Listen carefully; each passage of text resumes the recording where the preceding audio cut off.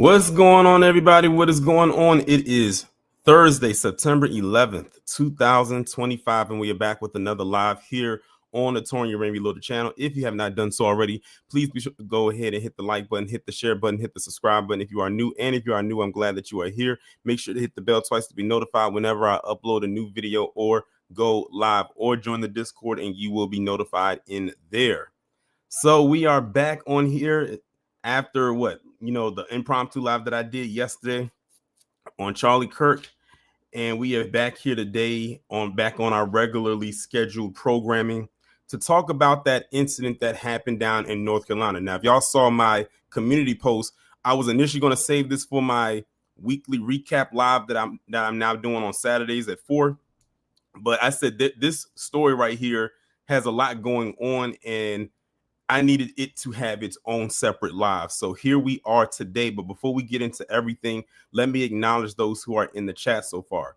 We got Raging Woody, Wallow J, E equals MC squared, Ms. Nisi, Concerned Black Citizen, Jane Smith, Alpha Omega, Dewani Church, Kid Gravity, Miller, Tawana, Don P, and Ron B's 58. Shout out to each and every one of you that are in the chat right now. So everybody in this chat right now has already heard about this story. This story was taken over the airwaves for the last couple of days up until yesterday, of course, because of what ended up happening. But this is what they were talking about. So just to give a little overview, as you can see in the thumbnail, is a picture of a woman by the name of Iryna Zarutska. She is Ukrainian. She was here as a refugee. Basically, all the stuff that she was dealing with over in the Ukraine, she came over here as a Ukrainian refugee. She ended up on a public transit, and she was sitting in front of this black man by the name of DeCarlos Brown. And then all of a sudden, he just got up, pulled out a knife, got up and stabbed her a couple of times in the neck, in which she fell over and she bled out. Now, of course, I'm not going to play the video on here, but I did see the video elsewhere, and it is very graphic. I'm sure some of you in the chat have probably seen it. If you have not seen it, I won't hold it against you for not seeing it. But she ended up losing her life, and that's all that has been talked about up until Charlie Kirk lost his life yesterday. But it's the narrative that the usual suspects are pushing around this that is pissing me off, because it's reminding me so much of what happened with Carmelo Anthony and Austin Metcalf. You know, when that happened back in April and Carmelo Anthony took out Austin Metcalf, the usual suspects, a couple of them, which we're going to highlight today, tried to turn it into a narrative that Carmelo Anthony took out Austin Metcalf because he was white. And now they're trying to do the same thing with the DeCarlos Brown and Iryna Zarutska story, and saying that he did it because she was white, because of something that he said towards the end of the video. But we're going to go ahead and we're going to go and start going into the actual story itself before we get into the stuff that pretty much people came here to see. And D-Wood 78, I completely agree. They don't care about her. As a matter of fact, when stuff like this happens, they never care about them. They only say stuff like this because that's the only way they feel like can get some kind of traction. So let's start here. This is coming from the National Desk. It was posted on September the 9th, 2 days ago. This is what we know about the repeat offender accused of killing Ukrainian refugee on the North Carolina train. Disturbing information has been revealed about the suspect who stabbed a 23-year-old Ukrainian refugee to death while she sat on the North Carolina train last month. DeCarlos Brown Jr., age 34, a repeat offender, was identified as the suspect by the Charlotte-Mecklenburg Police Department and charged with first-degree murder in connection with Iryna Zarutska's death. A judge issued a, quote, no bond order. Records from the Mecklenburg County Sheriff's Office show that Brown has been arrested multiple times on a variety of offenses, including assault, and he is reportedly homeless. Now, I believe they say he was arrested like 14 different times because they had like 14 different mugshots. But this right here is the most serious crime because clearly someone lost their life. But there's also been reports that apparently he also has been diagnosed with schizophrenia. Now, one thing I've said before is that when it comes to Black people, we don't get the opportunity to use the mental health illness or the mental illness card like they do. They'll throw out mental health and mental illness for them, and they don't even have a diagnosis. A Black person can have the diagnosis and they have the documents to prove it, but they'll still say, no, they was in their right mind when they did what they did.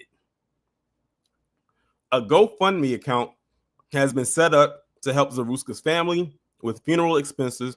Says she had recently arrived in the United States seeking safety from the war and hoping for a new beginning. Tragically, her life was cut short far too soon. And as you can see, that's where the donations are at right now. It's at 343, 365 of 420,000.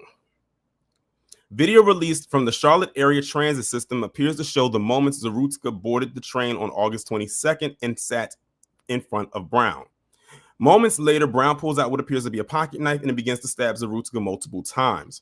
Shortly before 10 p.m. on the night of the attack, police said they found Zarutska suffering from multiple knife wounds. She was pronounced dead at the scene. Now, before I go any further, when I saw the video, like they were showing the angles. Now, for those who never saw it, it was in the back of the train. As you can see, she was sitting right there and he was sitting behind her and with a red hoodie. Y'all can kind of see it in this screenshot right here. Around him, or around them rather, were other Black people. Like there was a Black man behind him, there was a Black woman across from her, and there was a Black man across from him and another Black man behind him. So it was nothing but she was the only white person in the back right there. And when he did what he did, people looked on and they were shocked, and they didn't know what to think. They didn't know what was going on. Do you know that them clowns over on Twitter were trying to have the identities of the people, the witnesses around them, and trying to get their information? Some of them were even trying to say they needed to be arrested because they didn't do anything. I said, what's the irony that they're saying all of that and all the people, all those witnesses happen to be Black, and they're saying that? Like they were grasping for straws to try to get Black people on anything, even those who weren't there. Mind you, the first person to render her aid was a Black man, but he was on near the front of the bus. But he came to the back of the bus, and it was a Black man that rendered her aid. They even tried to go in on him too because they said he didn't act quick enough. But anyway, let me continue. Brown was taken to Atrium Health with non-life-threatening injuries he sustained during the attack, police added. He was released from the hospital a week later and taken into police custody. So now they're about to talk about who DeCarlos Brown Jr. is. Court records reviewed by the New York Post show Brown is a homeless man with a criminal history dating back to 2011. He has been arrested at least 14 times on charges including felony larceny, armed robbery, breaking, assault, and making threats. In 2014, he served a 5-year sentence for armed robbery and was released in 2020. But 5 months later, he was arrested again for allegedly assaulting his sister in her Charlotte home. In January, Brown reportedly made false emergency 911 calls claiming that a man-made material was controlling his body in basic functions such as eating, walking, and speaking. Officers advised Brown that the issue was a medical issue and that there was nothing further that they could do. WSOC TV spoke to Brown's mother, who says she had him evaluated when he started to become more aggressive after his release for armed robbery. Brown's mother got an involuntary commitment order from the courts, and Brown was later diagnosed with schizophrenia after being placed under psychiatric monitoring. The national news desk learned that North Carolina Magistrate Judge Teresa Stokes granted the release of Brown following his arrest in January based upon a written promise that he would return for his court hearing. Now, let me stop right there on the judge, because when they found out who the judge was, they went in on her too. Now, the judge also too is a Black woman. So that's all they needed to see. They saw that this judge was a Black woman and had released him back in January, saying that he would return for his court hearing. And when they found out who she was, they started to go in on her too.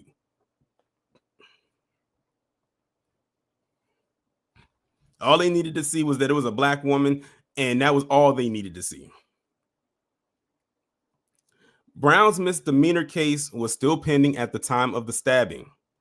GoFundMe recently removed an online fundraiser for Brown's legal defense, suggesting that he is just as much of a victim as the woman he allegedly stabbed to death. The page claimed the funds would be donated to help stop the injustice against DeCarlos Brown Jr. President Donald Trump reacted to news of the stabbing while giving remarks at the Museum of the Bible. He says, "We are all people of religion, but there are evil people, and we have to confront that. I just give my love and hope to the family of the young woman who was stabbed this morning or last night in Charlotte by a madman. A lunatic just got up and started," the president continued. "It's right on tape, not really watchable because it's so horrible, but just viciously stabbed, and she's just sitting there." On Truth Social, Trump blamed Democrats for the brutal ambush by a mentally deranged lunatic. I want y'all to also understand something here, that we are in the era where they love to blame political leanings for the actions of one or a few. Much like how they're doing, and we're going to go over those posts in this stream, how they want to blame Black people as a collective for what happened to this one woman, even though it was only at the hands of one Black man. Because they're doing it right now with what happened with Charlie Kirk out there in Utah. And I'm like, Utah is a red state. For all we know, the person who did it could very well be a conservative. And if that comes out, they'll find another thing to try to say about it and say, "Oh, well, he's not MAGA." I'm telling you, they're gonna flip that as much as they possibly can without them having to call it what it is. The blood of this innocent woman can literally be seen dripping from the killer's knife, and now her blood is on the hands of the Democrats who refuse to put bad people in jail, including former disgraced governor and wannabe Senator Roy Cooper. North Carolina and every state needs law and order, and he put that in all caps, and only Republicans will deliver it. So in other words, he's planning on sending the National Guard down to North Carolina. Charlotte Mayor Vi Lyles called the unprovoked attack senseless and tragic. "This was a senseless and tragic loss," Lyles wrote on X. "Like so many of you, I'm heartbroken, and I've been thinking hard about what safety really looks like in our city. I remain committed to doing all we can to protect our residents and ensure Charlotte is a place where everyone feels safe." She also received backlash for thanking media partners in the community who have chosen not to repost or share footage out of respect for Iryna's family. U.S. Transportation Secretary Sean Duffy blamed the mayor and other officials for the killing because Brown had been arrested dozens of times and let go. Charlotte's mayor doesn't want the media to show you the ugly truth. Why? Because she and other public officials in her city bear responsibility, Duffy said on social media. By failing to properly punish him, Charlotte failed Iryna Zarutska and North Carolinians. This is totally unacceptable. Filmmaker Matt Walsh, of course, criticized Lyles for saying in a statement that Brown suffered from mental health issues, which is a disease that needs to be treated with the same compassion and care as cancer. Mental health has become an excuse for all human evil. That was always the intention, and the psychiatric industry is a plague of mankind. That's funny coming from Matt Walsh, because I've never seen Matt Walsh say that about anybody else with the mental health card. I never saw him say that with anybody else with the mental health card. But then again, this is Matt Walsh, who last year did a whole dissertation about why he didn't like the Sonic 3 movie, and nothing he said in that video made a lick of sense. Representative Mark Harris of North Carolina called the violence a microcosm of a national epidemic and blamed Democrats for soft on-crime policies.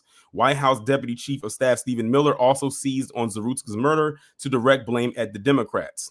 The Democrat Party at every level, judges, politicians, academics, nonprofits, is organized around the defense and protection of the criminal, the monstrous, and the depraved, Miller said, with a post on X highlighting the frequency with which Brown was arrested and released. The more vile the threat, the more vociferously the Democrat Party works to protect and enable it. So as you can see, all the politicians, they're basically saying that it's the Democrats' fault that this woman is deceased. I had another article that I was going to read, but this article actually covered everything that I needed. So as a matter of fact, I can actually now go, after I've gone through all those, that entire article, I can go and jump straight into the comments that were made. Let's see what y'all talking about in the chat. Ron B said Charlie Kirk was surrounded by his own people when he got taken out. Exactly.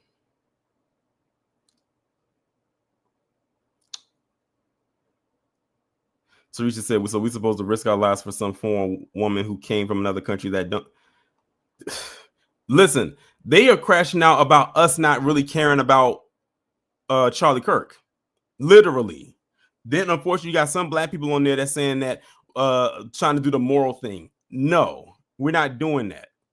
I almost want to do a commentary on that, but I said I'm not trying to revert back to the Charlie Kirk commentary. Everything, I feel like everything that I had to say, I said yesterday.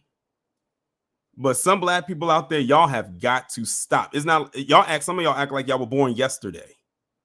But I'm not going to try to get too far, like go too far into the Charlie Kirk stuff, because that's not what we're here to talk about. And yes, Jerome, I did hear about that. Like, that's crazy. How are you going to threaten HBCUs? And this didn't even happen on an HBCU campus. But like I said, they got to find a way to throw the blame at black people, and black people weren't even hardly there. That's typical of them.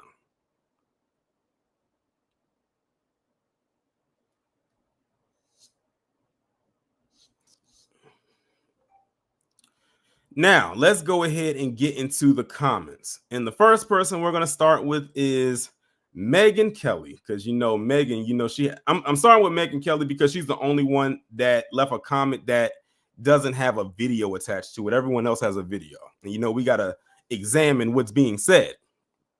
So Megan put this up on September the 9th. Megan said, "Fuck BLM. Why do they always got to mention BLM when it doesn't even need to be mentioned?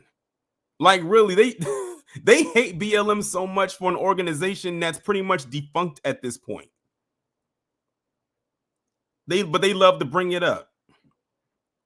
She says it's bullshit DEI / criminal justice quote unquote reforms, the knee bending candy ass judges / DAs / polls who went along with the lies about racist policing and who created the revolving door for criminals arrested dozens of times and for the clearly mentally ill and dangerous, all at unspeakable cost to the innocent young women of America.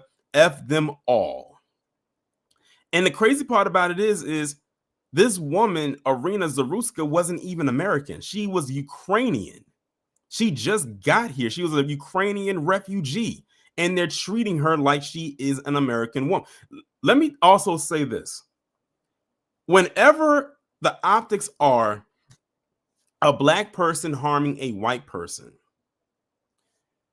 even if the person isn't from here, they will throw that all American, America first shit out the window in a heartbeat.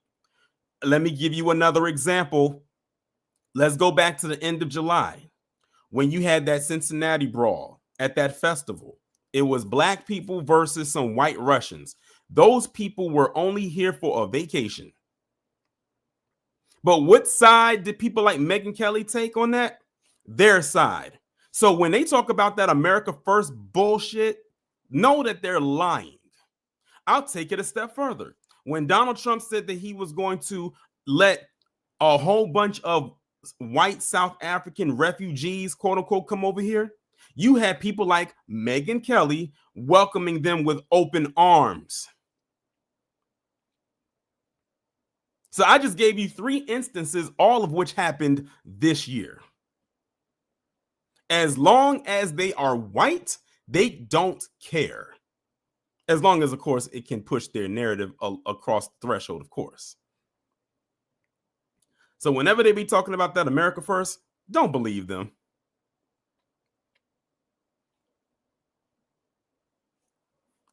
But we all know how Megan Kelly feels. This is par for the course for her. So that's what Megan Kelly had to say. Now let's go on to The Departed. Yes, I told y'all yesterday, Charlie Kirk had something to say. Now, of course, this is clearly before he passed. So this is actually going into a clip that Fox News put out there. But before we play the clip, let's see what Charlie Kirk said. He said, Will Cain is 100% right.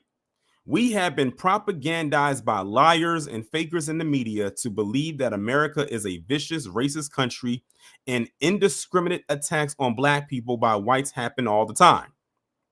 But the numbers tell the truth. Black attacks on white people happen 3 times more often than white on Black crime, despite Blacks being only 13% of the population. Why won't the media just tell the truth? Why lie when those lies result in innocent people dying? So let's see what the video is saying, in which Will Cain over at Fox News said. Now, why would that be? Why would one story demand 100 articles and another story 0 articles? And it's because the media is more interested in the all capitals story, the narrative, than the facts or the truth. Take a look at the difference here. I want to show you the actual truth. When it comes to crime, the story is about race. Race. Now I want y'all to look at the year. Did y'all notice the year, right?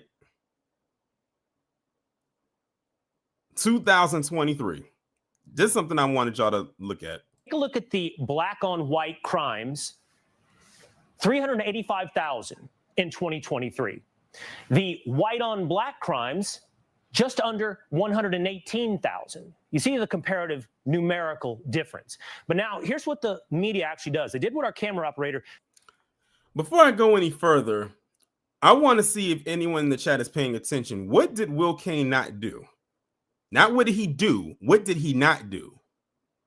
I want to see if y'all paying attention. Shout out to Wallow J. He gets the little gold star.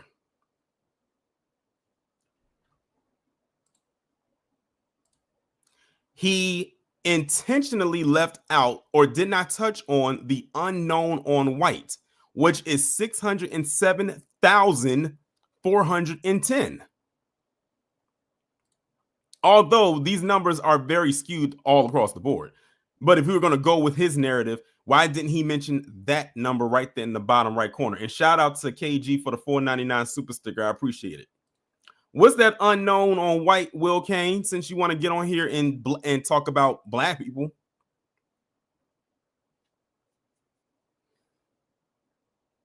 He did not mention the unknown on white, which number is significantly higher. But that's fine, because we're gonna go over some. We're gonna actually go over some real numbers after this video. Just began to do a moment ago. I'm going to step out of the way. I'm going to show you literally what the media does with a camera. They zoom in on this number. This number, devoid of context. Okay, so he says devoid of context. This whole video is devoid of context, if you ask me. But that's what Charlie had to say.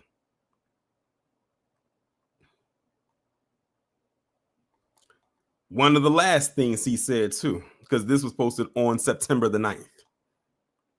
But I wanted to go over some numbers with y'all right quick. Let me zoom in a little bit, because what I did was I just highlighted a keyword that Charlie Kirk put into his tweet, where he talks about Black attacks on white people happen 3 times more often. And then I was like, and I just took it and ran with that. And this is what it came back with. And it basically said that this claim is misleading and not supported by reliable data. Understand that this was Fox News in which they put this out there on, to push their own narrative. Number 1, intra versus interracial violent crime. The Bureau of Justice Statistics, covering the period from 2012 to 2015, makes a different point. Crimes tend to occur more often within the same race than between races. That's why I always thought it was weird when they kept saying that black on white crimes was so high like that. Like black people, like that means that black people would have to be around white people at a very high volume. Like a very, very, very, almost to the point where we would have to be around them as much as we are around each other, or even as much as they are around each other. That means we would have to literally be always together damn near every day. It says crimes. Okay, I already read that part. It says white on white violent crime occurred at a rate of about 12 per 1,000. Black on white crime, it says, occurred at a much lower rate of 3.1 per 1,000. In turn, black on black crime had a higher rate of 16.5 compared to white on black crime, which was 2.8.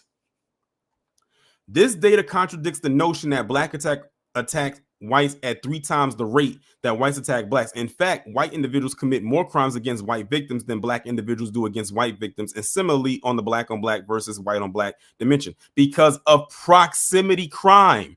It's like it's like almost like they don't. I don't think I've ever heard one person like well, I won't hear from him again, but when he was alive, Charlie Kirk, ever talk about proximity crime. It's like they were scared to say that word. But proximity crime is indeed a thing. But they have to make it black on black crime to make it seem like we're so savage in nature. They always have to do that. Hate crime data is not the same.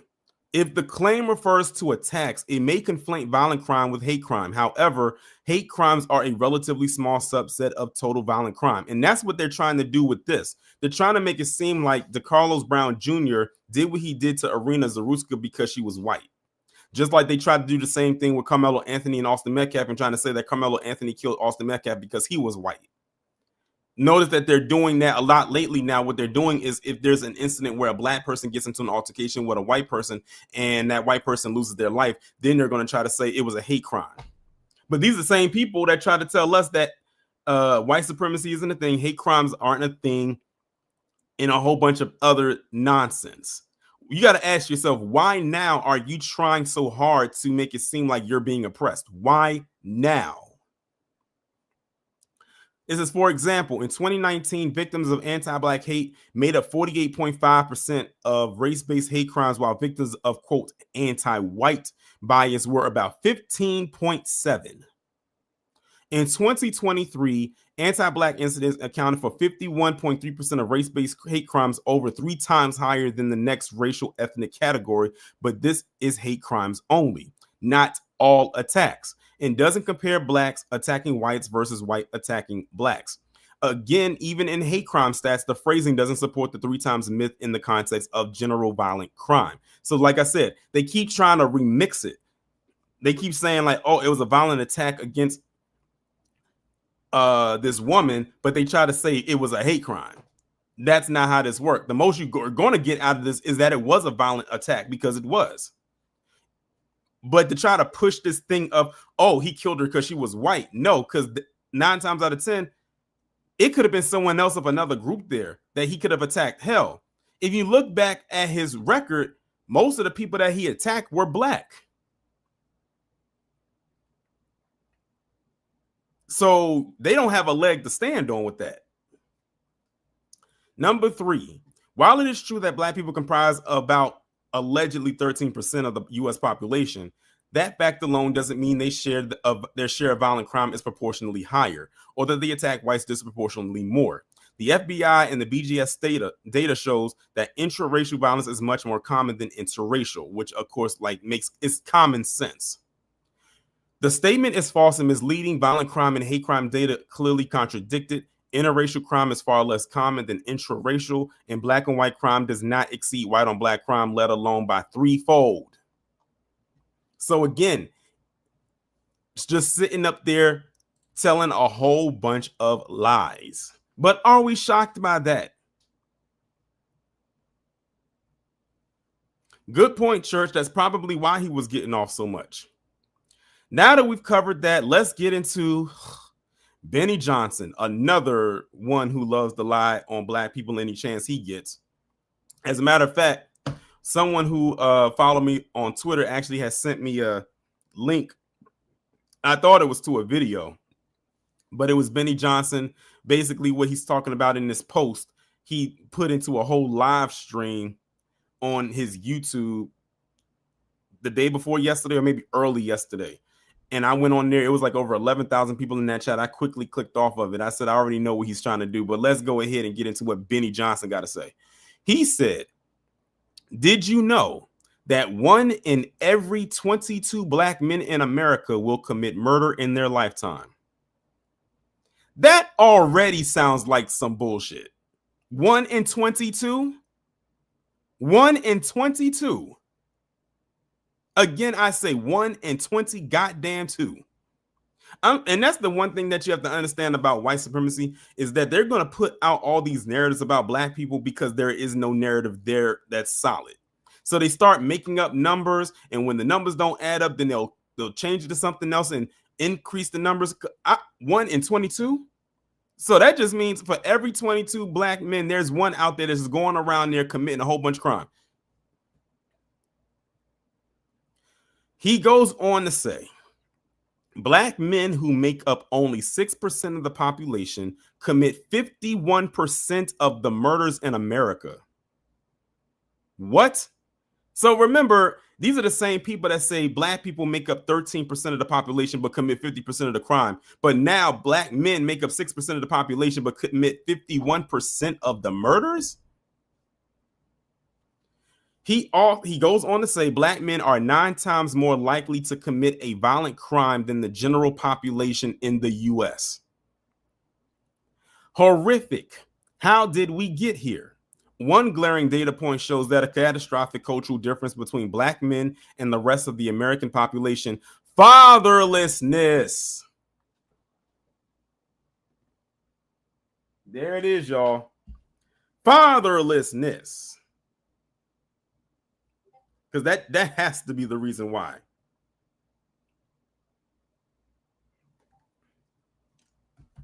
Let's continue. Nearly 70% of black babies are born without present fathers.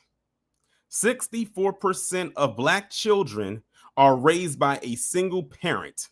There are about 9.5 million black children under 18 in the U.S., and roughly 6.1 million live in fatherless homes.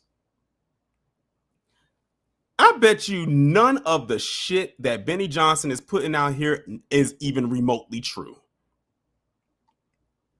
He said kids without fathers are far more likely to live in poverty, half as likely to graduate college, and twice as likely to end up in prison. You know, for all this so-called research that Benny Johnson is doing on us, you would think that he would do that on their community, considering what happened yesterday in Utah and in the neighboring state of Colorado. Again, always keeping tabs on what's going on with us and then be lying through their teeth. He says 70% of juveniles in state facilities come from single parent homes, as if single parent homes is honed in just on black people. But that's the narrative that they try to spin. There is your fatherlessness to criminal to prison pipeline. But how did this happen? Prior to the Great Society, welfare programs of the 1960s, only 9% of all American children were raised without fathers. By 1970, 30% of black children were growing up fatherless. By 2021, that number skyrocketed to over 60%. Federal welfare policies and government incentives systematically encourage single-parent households. Fatherlessness is killing America. This crisis is real. It's growing, and we can't afford to keep ignoring it. I don't care if you find this offensive. It's true. It's actually not true, but okay. He says, what's offensive is having your innocent child stabbed to death on a bus in Charlotte. See, the thing is, they can never, and I want y'all to understand this too. What you're going to notice the pattern between Charlie Kirk and what he said, Megyn Kelly and what she said, and what Matt Walsh is going to say is that none of them offered condolences to this woman and her family. They went straight for, let's put out all this anti-black propaganda. Let's hone it in on more so black men because it was a black man that was involved. And just this is why I said they don't care about her. Because they did the same thing with Carmelo Anthony. And the thing is, they couldn't use the fatherlessness thing with him because both of his parents are married. They couldn't use that they lived in the ghetto because his family is a middle-class family. So that story threw a whole wrench into their anti-black propaganda narrative that they usually spew out for as many people as possible. So then that's when they start making shit up, as usual. But like I said, I'm not even gonna play the video because I feel like reading that was already nauseating. So that's what Benny Johnson said, and I'm telling y'all right now, these people who are on here reckless with their mouths, I'm gonna just leave it with that. I'm gonna leave it at that. The last person we're gonna go over is Matt Walsh, because Matt Walsh has something to say, because Matt Walsh always got something to say. He says, "You cannot stop us from noticing the plain reality in front of our faces." So let's see what Matt Walsh had to say, which I'm sure was a big pile of crap. So the narrative we hear from the media is exactly what you would expect. They are infinitely more outraged at the alleged racially charged language of conservative pundits than they are at the actual butchery of an innocent woman by a 14-time career felon on public transportation. They are not angry that this woman was killed. I mean, they couldn't care less. That's rich coming from you, Matt. What did I just say? He said that those on the left could care less about this woman being killed. The same could be said about people like you, Matt. You don't care because we already know what you about to come into this with. None of them started with, before I get into what I'm going to say, let me offer my condolences to this woman's family. If anything, before you go into your narrative, that's what you should have started with, but you didn't. That shows you right there that was not important for you. What was important for you was to get on here, turn your camera on, and do what you're about to do right now, which is perform. This is why I say two wings attached to the same bird, y'all, the same buzzard. Wait till y'all see the two. I got too many deep dive videos coming for y'all tomorrow. I can't wait for y'all to see them. They wouldn't even be talking about it if they had their way. Instead, they're outraged by the racism, quote unquote, of conservatives who have noticed that the murders are happening. And then we hear from Van Jones that, we can't say for sure whether that black criminal killed Iryna because she was white. Can't say that for sure. So just to review, the media can say for sure that it's racist to say mean things about a black guy who killed a white woman, but they can't say for sure that it's racist for a black guy to actually kill a white woman.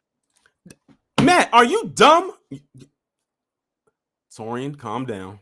This is Matt Walsh we're dealing with here. We're not dealing with someone who has high levels of intelligence. Okay.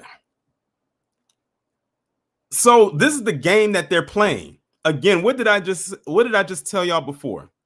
They're looking at the optics. So from now on, everybody hear me when I say this. Whenever a black person harms a white person for whatever reason, and that white person loses their life, they're going to use the narrative that the black person killed this white person because they were white. They did it with Carmelo Anthony. As a matter of fact, that's how I actually found out about Carmelo Anthony, was because of Matt Walsh trying to use that, he killed him because he was white. That's how I first learned about it. What should have been treated as an isolated incident in that Texas town blew up because of people like Matt Walsh. What happened to this woman in North Carolina, what should have been treated as an isolated incident, blew up because of people like Matt Walsh saying, it was racially motivated. How do you know that?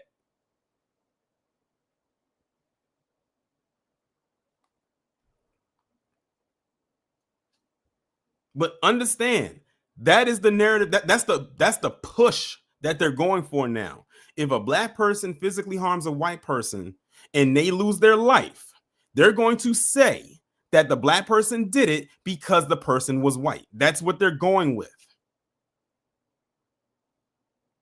But these same people want us to mourn and cry for Charlie Kirk.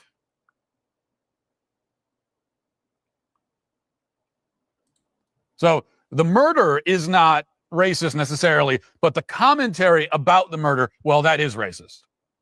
That's what these despicable snakes are actually claiming. Takes a snake to know one.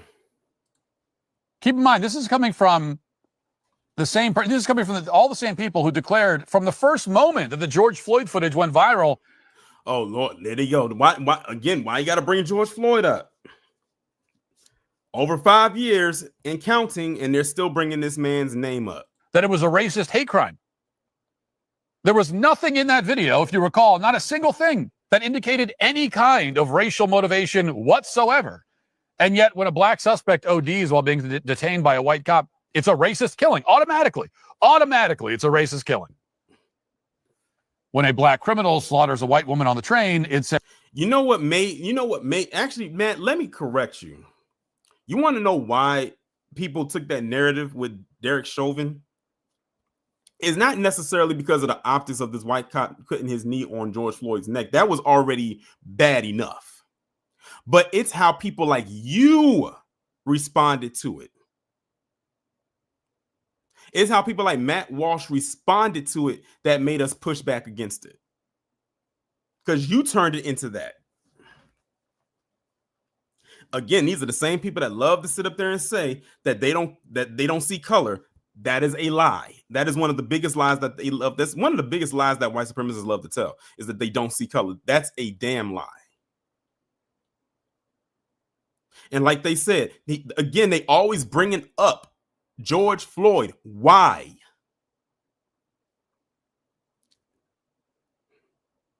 They love to bring him up.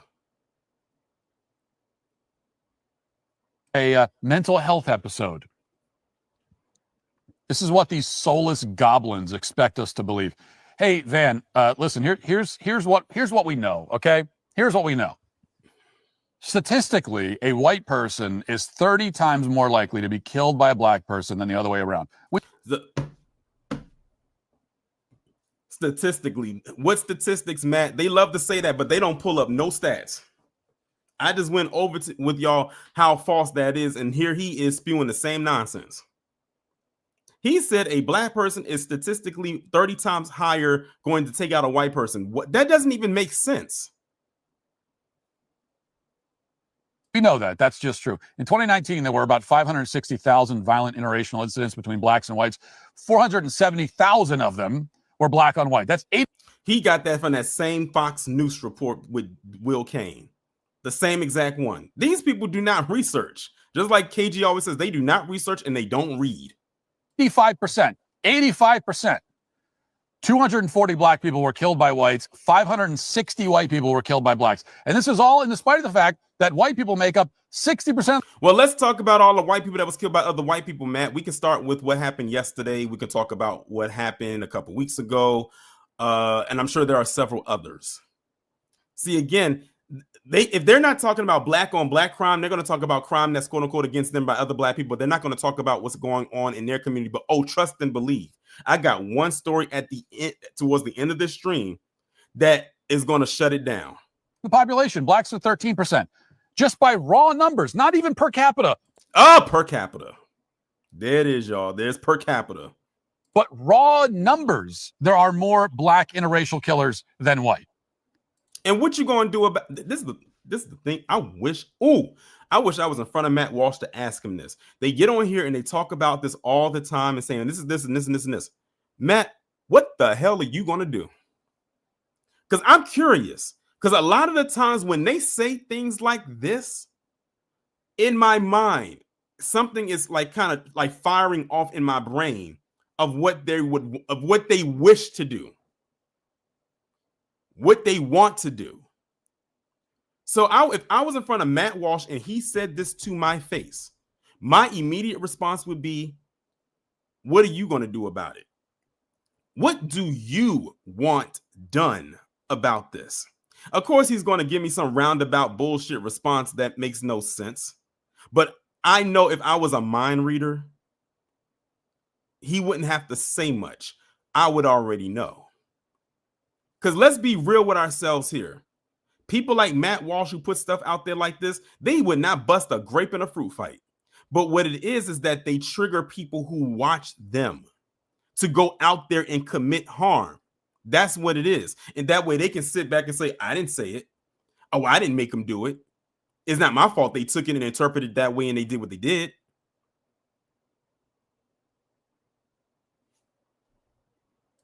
That is extraordinary. That's like impossible. That should be impossible. And also, I don't mean to pause it so quickly. A lot of these people that have this so-called anguish against black people, like Matt Walsh, don't even live around black people. That's the even more mind-boggling part about any of this. Many of them do not live around black people. Well, there are 171 million more white people in the country, and yet there are more black interracial killers. By raw numbers. That kind of disparity should be impossible. Again, and let's hypothetically say that Matt Walsh's wish or whatever he wants it to be, it went the way that it did. All that's going to happen is, you know what?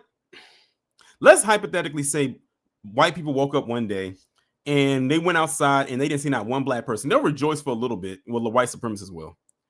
But guess what? You saw what happened yesterday with Charlie Kirk? That is what is going to happen more often. That's what's going to happen actually in reality. I don't think they're ready for that. Yet it's real. It's happening. Per capita, the situation is even more dire. Black people, young black males in particular, are an order of magnitude more violent and more likely to commit crimes than any other group in the country. Black men are Matt, what the hell happened yesterday? Really? What happened yesterday in Utah and in Colorado? Now, understand that this video was made before that. I doubt Matt Walsh got on his platform and made another video like this today. And if he did, he was probably going at the left. Or let's talk about what happened a couple weeks ago. Oh, but then again, they said, nah, we can't talk about that because that person, they weren't white, they were trans. Again, understand something here. You see what he just said right here, where he said black men are more violent than any other group of men in the country. Not just one other group of men, but any. So he's saying that black men are more violent than white men. They're more violent. We're more violent than south of the Borderian men. We're more violent than Native American men. We're more violent than Asian men. Understand what he is saying and what he's putting out there. And this is also why many black people did not feel bad for what happened with Charlie Kirk, because he did the same goddamn thing. Are you picking up the hint, Matt Walsh? When it is your time to expire, we'll feel the same exact way.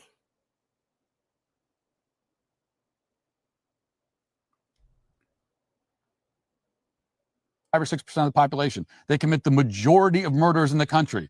That makes black males in America more dangerous than perhaps any other demographic in the entire world.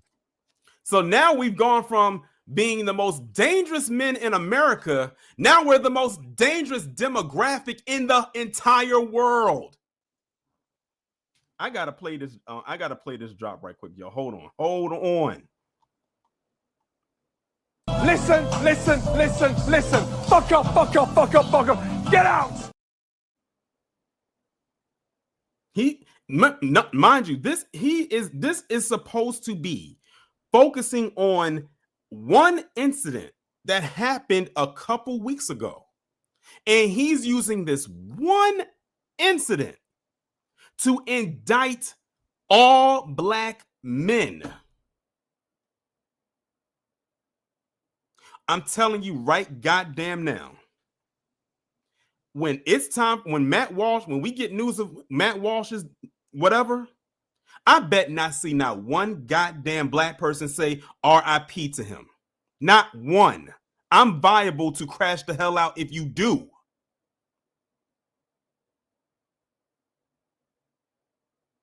And if you don't know, point them to this part of the stream.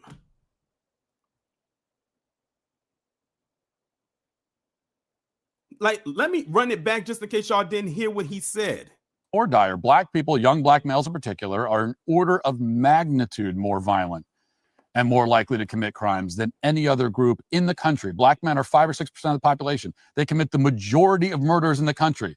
That makes black males in America more dangerous than perhaps any other demographic in the entire world.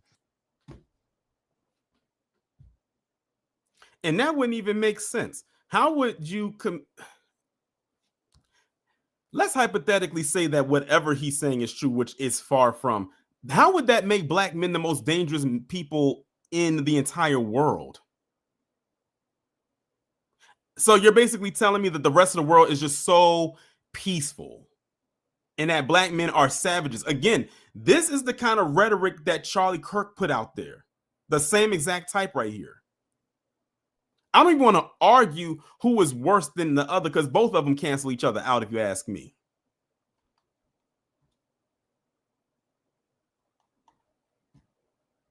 Let alone in this country.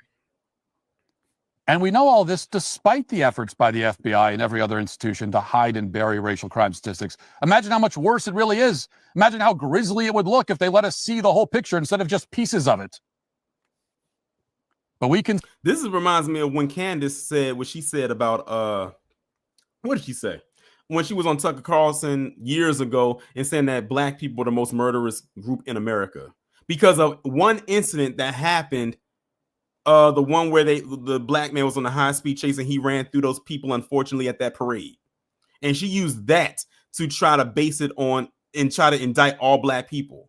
He's doing the same thing here. He's using the incident of one incident that involved a black person against a white woman and tries to say that black men are not only the most dangerous men in America, but on a global scale, they're the most dangerous. See enough to know without any doubt whatsoever that the violent crime epidemic is driven by one demographic to an overwhelmingly disproportionate degree. And all of that has happened while you, Van, and your propagandist cohorts have spent years claiming that the reality is exactly the opposite of this. You didn't just deny that this is happening. You have the gall to claim that the opposite is happening.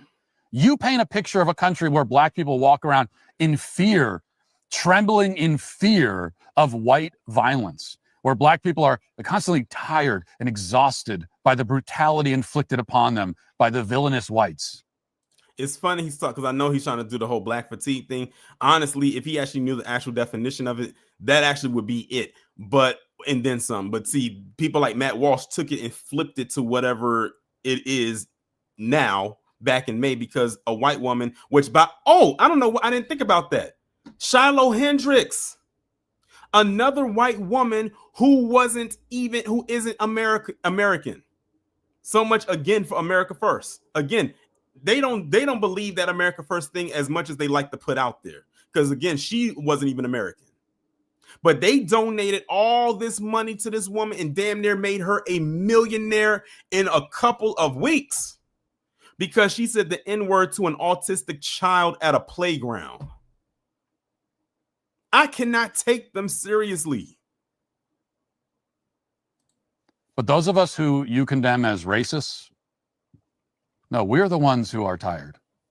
We are tired of not being able to walk down the streets in our own cities. We are tired of losing good, productive citizens at the hands of violent degenerates who contribute nothing of. Matt, you don't live around black people. You can walk around the street and you're not going to run into anybody who is black. That's the thing I'm talking about. A lot of the people that get up here and say stuff like this don't live around black people. The blackest thing that's around them is their damn shadow. Matt, are you scared of your shadow now? Is that what you're trying to say? You scared of your shadow? That's the craziest part about this whole thing. They don't live around black people. They don't live near any hood, no ghetto, none of that. They live in the suburbs where it's mainly white people at, and they go out of their way to do so, but they want to get up here and make it seem like they're being terrorized by black people. Like black people are just coming up in their neighborhoods, driving up on their lawn and doing whatever. It's like y'all are making up this weird fantasy where you want to be quote unquote terrorized by black people, and it's not happening. What I bet you they go to sleep, they go to bed and dream about it. Matt, did you see this in a dream? Did you see this in a dream? And you're coming to tell us what he woke up, and he probably woke up in a cold sweat and wrote down what his dream was. And he's coming on here to tell us what happened. And he's trying to play it out like it's reality. Or Matt, do you have a fantasy where black people are messing with you? Or did something happen in your past and now you're pushing it outwardly? Because nothing he's saying is making any sense. Value to society whatsoever.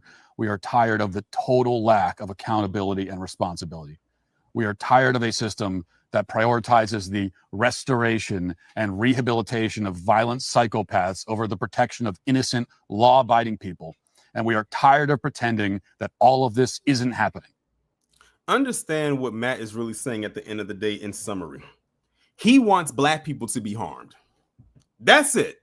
I said it. People like Matt Walsh wants black people to be harmed.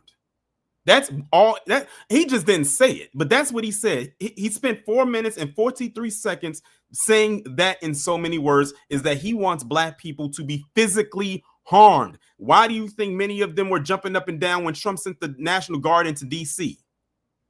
Why do you think, oh, Trump, when you're done in DC, why don't you send them Chicago, then send them to Atlanta, then send them to LA, then send them to this borough in New York, then send them to Houston. Notice all these places are majority black. And I told you, I won't be surprised if he sends the National Guard down in North Carolina after what happened to this woman. They thrive off of seeing black people in pain because of their ancestors. I'm sorry, their clancestors.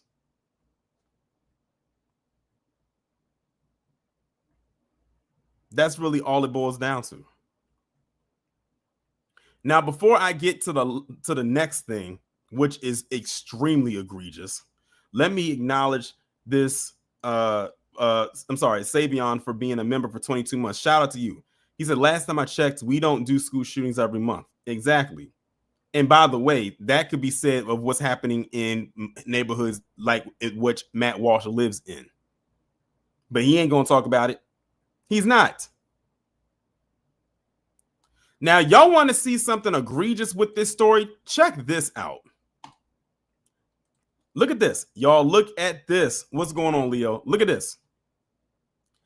From Newsweek, Iryna Zarutska murals could appear across U.S. as CEO offers a $500,000 incentive. They want to erect murals of this woman.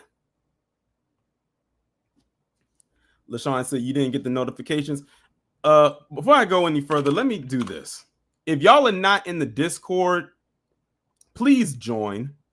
I'm gonna get the Discord link right now, and I'm gonna put it in the chat. If y'all want to join the Discord, be sure to do so. And there it is right there. But yes, they want to put up murals of this woman. And I'm sitting here saying to myself, as tragic as this is, why? Now, let me also say this. When they put up those statues of George Floyd, we didn't ask for that. We don't even know why they did it, but they tried to make it seem like we wanted it. And then you have people like Matt Walsh that sit up there saying that we were trying to make George Floyd into a martyr, which is interesting because that's what they're trying to do with Charlie Kirk right now. But I'm going to save that for my weekly recap on Saturday. But you're trying to put up murals of this woman? And they're donating too. I don't know if the article is going to say it, but I think Elon Musk donated $1 million or was going to offer up $1 million to get it done. Let's go ahead and get into this. A Silicon Valley CEO has pledged $500,000 to fund murals across major U.S. cities honoring Iryna Zarutska, a Ukrainian. I think I have to highlight that. A Ukrainian refugee who was fatally stabbed in Charlotte, North Carolina last month. Newsweek has contacted the Charlotte District Attorney's Office for more information via email.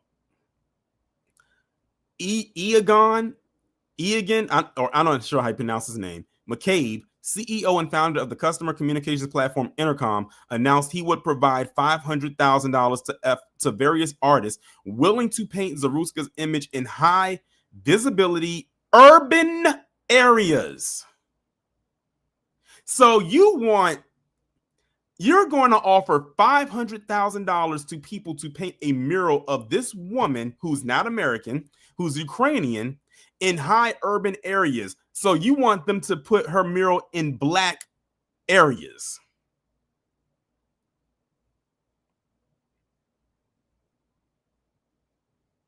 When I saw this, I said, you have got to be kidding me.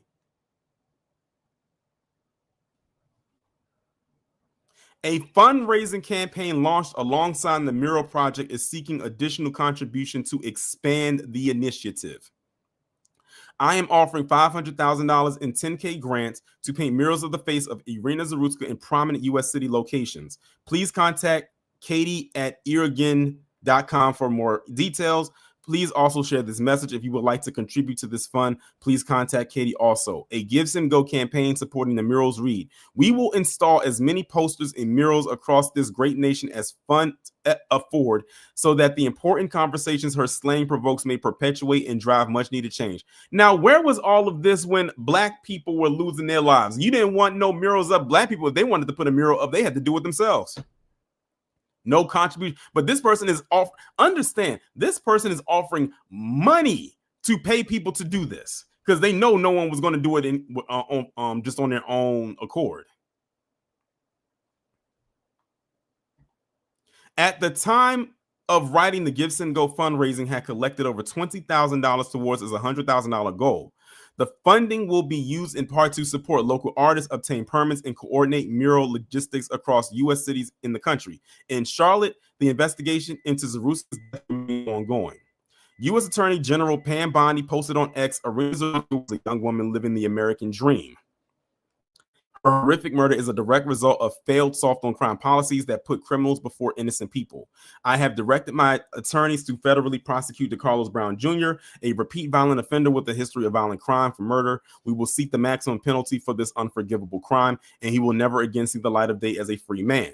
In a statement after the August 22nd killing of Brown's arrest, Democratic mayor, and I'm not going to continue reading into that because we already went into that part already. It says applications for the mural grants are expected to open this week, with artists across the U.S. encouraged to submit proposals. McCabe said he hopes the campaign will, quote, ignite public dialogue around immigration, urban violence. I always want you to look at the key words, urban violence and mental health. And notice that none of the usual suspects are pushing back against this. They're all for it. I didn't see Matt Walsh push back against it. I didn't see Megyn Kelly push back against it. I can't ask Charlie because he ain't pushing back against nothing at the current moment, or anybody else. Wow. This y'all, we cannot make this up if we tried. Now let's get to this last story. Now, I find it funny that they got so upset about what happened to Iryna Zarutska, which is a tragedy. It is unfortunate. But just earlier in the month, in weeks before what happened to her, let's take a trip to Tulsa, Oklahoma, where you have this man right here who slashed this woman's throat on a city bus. And Matt Walsh, Charlie Kirk, Megyn Kelly, the people over at Fox News did not talk about this. It was like a fart in the wind. Let's see what they're talking about. Tulsa police say a man slashed a woman's throat on a city bus Sunday afternoon. The victim underwent surgery at the hospital and is in stable condition, police say. Police responded just after 1 p.m. to reports of a stabbing incident at the downtown bus station located on 300 South Cheyenne Avenue. Witnesses told police the suspect left the scene and provided the direction he was last seen walking. Bicycle patrol officers found Robert J. Rhodes, age 42, at 100 South Denver Avenue. Rhodes had blood on his clothing and a bloody knife was found in his pocket. He was taken into custody without incident. Witnesses, including the bus driver, told police that Rhodes and the 43-year-old victim boarded the bus at the Walmart stop at 81st and Lewis. Rhodes sat directly behind her, and they had no prior interactions or verbal exchanges. As the bus arrived at the main station, Rhodes reached out and allegedly assaulted the victim by slicing her throat before leaving the scene. TPD says they are awaiting video footage from the bus. Now, mind you, this was over a month ago, and they have not yet released that video, much like they did with Iryna Zarutska. And the only reason I think they pushed that one is because you had the usual suspects like Matt Walsh get on there and push for them to release that video so they could perform their narrative. Matt, why aren't you talking about this? I mean, I can just about guess why, but I just want to know. Rhodes has been booked on charges of assault with a deadly weapon and false impersonation. Wait a minute, hold on. I feel like there's a major charge that's missing there. What's the charge? Oh yeah, attempted murder. Why isn't that there? All he got was assault with a deadly weapon and false impersonation. This man tried to take this woman's life, but they didn't charge. Look, Operation Protect the White Boy strikes again. You didn't get him on attempted murder. And it says he is also being held on a fugitive warrant out of Missouri. So he got warrants out in another state.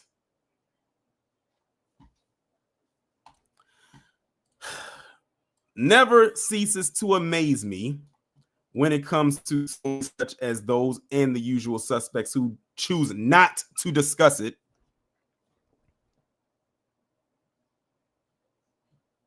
But I want to hear from y'all.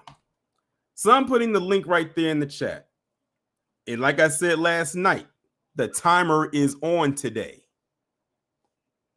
I let y'all have a break yesterday, but today the timer is on.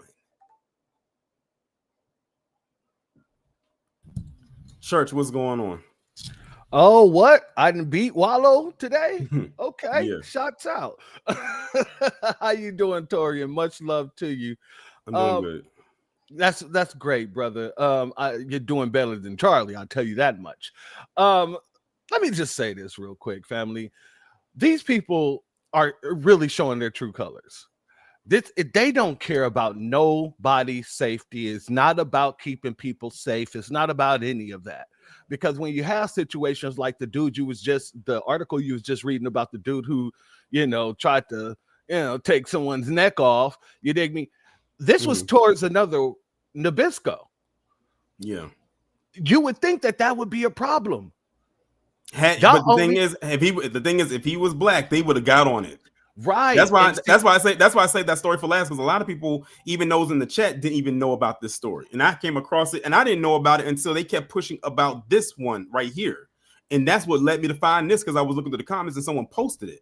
Someone, believe it or not, someone actually left a comment underneath someone's post about the story I just did as it relates to this one and saying, why didn't y'all talk about this? Someone actually had the nerve to say, well, they didn't talk about it because the woman didn't die. And see, that right there just shows you that they don't care about crime or violence or anything like that. Everything is a damn narrative. And especially with this whole, it went from America first, and then it turned to America first, unless you're black, then it's America fifth, and I'm gonna land with this right here. To all the people that's running around here with the sad, oh, woe is me, because I didn't get to say this yesterday on your stream.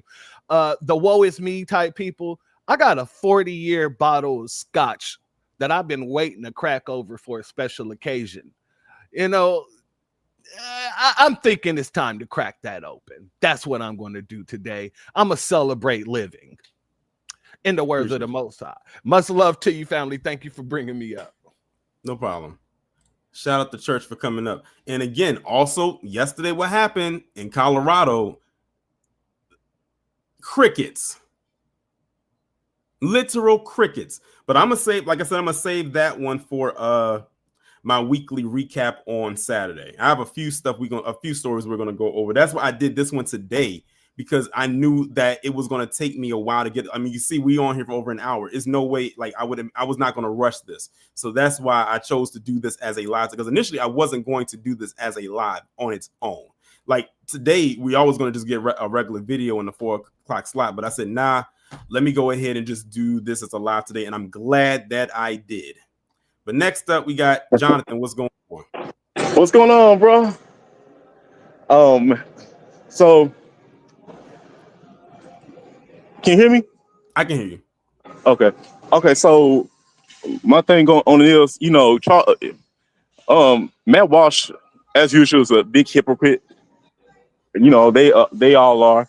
And this has been a strategy. I've been noticing a pattern. Like every time, one of theirs passes away, and they realize it's someone from our community, they can't wait to just, bring up George Floyd, or say something like, "See, I told you, black people they commit hate crimes against whites and all this and that." When that man probably is just a serial killer.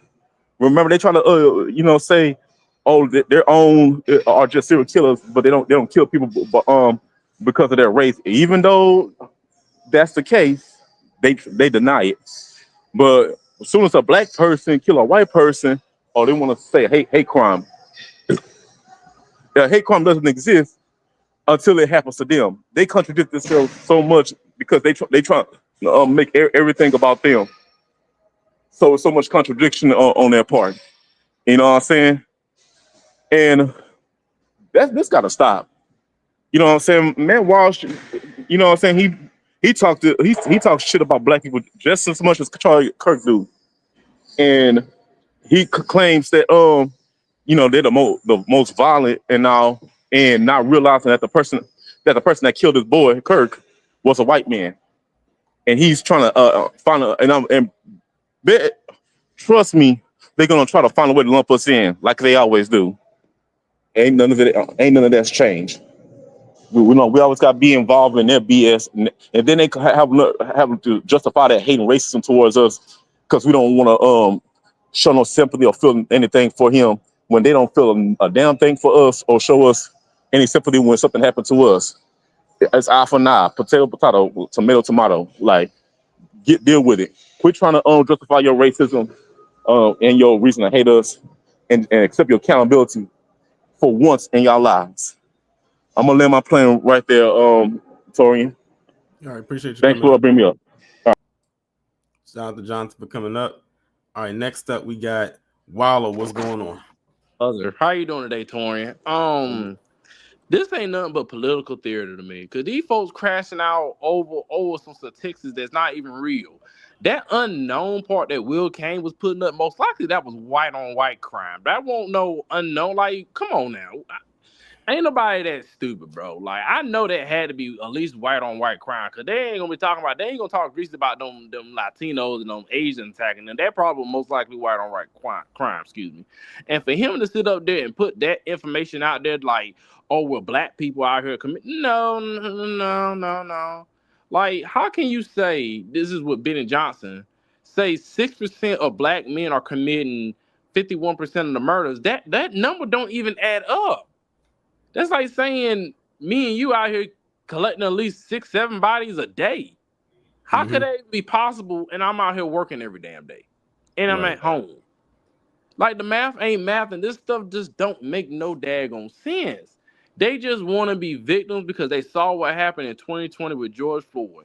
What they saw was all that money. That man, people got off that man's name through donations, through these corporations, through these nonprofit organizations. They're trying to find their version of George Floyd so they can get their money. This is what all this is to me. They just want money off somebody's name. They're using this woman. They use Austin Metcalf. They're using anybody they can for money. Like, we're not like, no. Ain't nobody buying that shit neither. They're just not. But I'm gonna land my plane there. Appreciate you coming up. Shout out to Waller for coming up. Next up, we got Pam from Pam Entertainment TV. What's going on? Oh, nothing much. Listen, I just want us to pay attention to the boring stuff. And here's the boring stuff. Number one, this man put up all these statistics. No one asked this man to cite his sources. You gonna write a whole paper like that and you didn't cite your sources? Because as the last caller said, that makes no sense. It should be the purge out here with those numbers that he cited. That's the first thing. The second thing is also with the citing and those statistics and numbers, the reason why crime doesn't look so quote unquote bad for white people, because that last story you did, it hit it on the head. They fudge the numbers, they fudge the names. This man tried to prune that woman from the timeline. That should have been attempted pruning. And that was supposed to be a statistic that they click off, but they don't. They charge him with the lesser ofs. And if that would have been another way, he would have been charged not only with attempted, they probably would have tried to put the whole pruning charge on that person. And I think it's about time that we hold these people, the police and everybody else, accountable for fudging these numbers. If the action says it is attempted pruning or whatever, then those are the crimes they should be charged with, not fudging things and things like that, and breaking those charges down to where it looks like white people only commit vandalism. And you want to know so crazy? I'm glad you brought up vandalism, because did you know that property crime is actually the highest form of crime in America? It's not even homicide. Property crime, or the destruction of property, is the highest form of crime, and we know who leads in that. I literally saw a video, and you probably saw it too, because it went viral. It was like 3 white guys, and they were walking down the street, and they were kicking and knocking over a flower bed. Why was you doing that? Why? Yeah. But I would also tell you too, and the way that they break down these statistics, that property crime was probably in addition to, and they just broke everything down to the property crime. Yeah. You see what I hope I'm making sense. It's like they may have committed a more heinous crime, like they may have beat up somebody along the way when the property crime or something like that, but they're able to break those crimes. They were able to, I don't know if they're pleading, I don't know exactly what they're doing, but they may have beaten somebody up, and that crime, they're not charged with that, but they're charged for that property crime. So I just need for you all to really look for those minute things and just kind of hold those people who are writing this information down. Hey, and I don't know what meetings you need to go. I don't need to know whatever that is to do. But if someone puts under their timeline something, you need to ask them, okay, so what were the other things that they were initially charged with that you all broke down to property crime? And as for Mr. Kirk that was pruned yesterday, you know, people want you to feel empathy.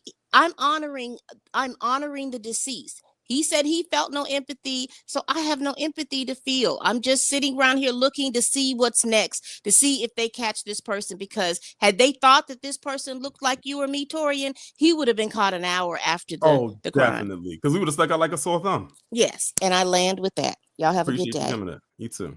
Shout out to Pam for coming up. And again, if you haven't subscribed to Pam Entertainment TV, please be sure to go ahead and subscribe to her. She does great work on her channel. Let's see who we're... Oh, I know who's coming up next. Heed my command and reclaim these relics of hatred. Hurricane Niecy, what's going on? Good evening, Torian and family in the chat. My quick statement is, it is my fervent prayer to the Most High. May all the dominant society meet the fate of Charlie Cook. Be one. That is it. That is all. Shout out to Miss Niecy. Well, I'm sorry, Hurricane Niecy for coming up. All right, let's see. Who do we have next? AW1. What's going on? Yeah, what's going on, Torian and Chad? I mean, is this guy serious? You talking about Matt Walsh? Yeah, the boy there looking motherfucker. Yeah, he's serious. Him, Benny Johnson, Megyn Kelly. And who does he work? Well, yeah. And who does he work for again? Oh, Ben Shapiro. Oh, Ben Shapiro. Uh-huh. You talk about their people, you're done. Mm-hmm. And you know what's so crazy? He probably wants to so bad, but he knows that he can't because he'll be out of a job. And here's the thing, but I mean, it just shows you. It just pays to trash us, right? Mm-hmm. Like the model says, the foundation of every grift is the degradation of Black people, especially Black Americans.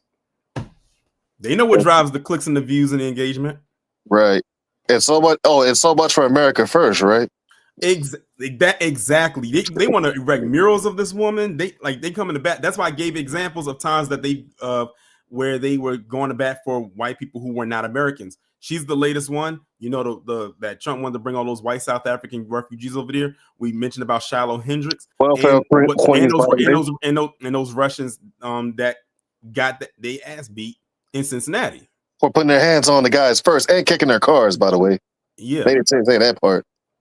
Oh, but I'm gonna stand by saying this. R.I.P. to this lady because these other assholes.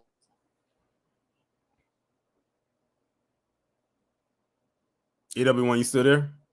Oh yeah, but be one Torian, stay woke, and yeah, fuck them. Jeez. Appreciate you coming up. Shout out to AW1. It also, because again, kind of reminds me of, and I said this when Sinners came out. You had the Remick character who was Irish, and when we first see him, he runs into two Klans members, and they were American.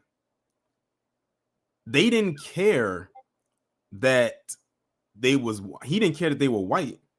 He just needed them to help him push what he was trying to get going. They just happened to be white. And the same thing I said about that, I'm saying here. They can do that whole America First thing all they want, but we know for a fact, as we've seen as of late, they don't mean it. They don't. Denzemus, what's going on? Hello. Hope your day is going okay. I mean, well, considering the shit show that's been happening, I'm pretty sure you're feeling good. Oh yeah. But yeah, I'm gonna tie the Charlie Kirk thing into this situation. I just like everybody else in the FBA community. I didn't even know who Charlie Kirk was before this week happened. Like I knew about him like in like mentioning only. I never even knew what he looked like that, to be honest. So, and the more I read into him, I'm just saying to myself, this man was I don't want to call him a man, actually. I want to call this sapien was a demonic entity. And just like with this Matt Walsh situation, oh gosh, they have a history of just propagandizing other groups of people, and it leads to them committing atrocities towards other groups. Same thing with Charlie Kirk. And that's what we were trying to tell people. It's like Charlie Kirk was just like the mouthpiece, but the thing is what he said could resonate with other people, because I don't know if you saw it, but when he passed, I saw people online saying we're going to create like 10 million more Charlie Kirks. I said, good luck with that. And oh yeah, and this is them folks' legacy. That Charlie Kirk, Matt Walsh, this is their legacy that they're going to leave behind when they pass. I said this on the Afro Elites channel last night. They're going to be remembered for their degeneracy and evil. And I want to just say this. I feel like there needs to be like lawsuits against these news media companies that are lying on Black people. I really do believe that, because how is it that if you were to say something on your channel that was false, you would get penalized for it, but yet these idiots can go around lying about us over and over and over again. Like, I really think that needs to be I'm sorry. I didn't mean to cut you off, but you know what it is? It's because they have protections in place. These are protected groups. We're not a protected group, so it's always going to be open season. That's why I said we need a true and solid, locked, airtight anti-Black hate crime bill on the books. We That way, really, if that way, if it's ever violated, we can have something as leverage to use against them, or they'll even think twice to try to do something. I mean, they're going to still try it because it's in their nature, but they may tiptoe around it. They won't go and dive head first into it. right, because all of these laws against hatred are made because of their degeneracy.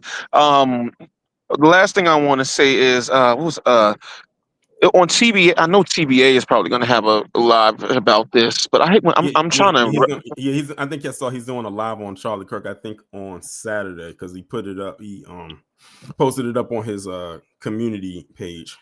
Okay. Well, like I said, the last thing I'm gonna say is this: this is the legacy that these people want to leave behind. They can go and they can try and create more Charlie Kirks or Matt Walshes if they want to, but it's not going to work out for them. It's not going to work out for them. The smart thing for these people to do would just be to give us our reparations and leave us the hell alone. But they just got to keep messing with us, man, or they got to keep trying to mess with us. But we don't care. And I don't even know how we're being blamed for this situation when we literally don't even. I don't know if you saw, but I think like 3 HBCUs got like threats after Lord have yesterday. mercy. And I'm sitting there saying to myself, how in the world are they getting threats? And they were nowhere near where it happened at. It wasn't no black people around, but again, they had to find a way to shoehorn black people in, and we knew that. We called it because it's wash, rinse, repeat. We knew exactly what they was going to do. But I'm gonna probably, again, that's why I tell people on Saturday when I do my weekly recap, I'm going to go over that. I have a whole bunch of stuff that we're going to go over on Saturday that I wasn't able to cover throughout the week. That's why I do them. So be back here on Saturday at 4 p.m. Most definitely, and this is honestly the last thing I'm going to say. This situation with the Charlie Kirk, it just shows these arrogant mofo's that they can be touched, and I just feel like that burns their souls. They put themselves in the guise of a god, and when they get touched, notice who they get touched by.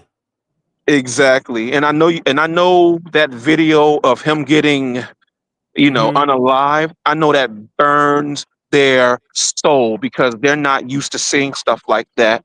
Personally, I was actually shocked. I was actually genuinely shocked. I was like, damn.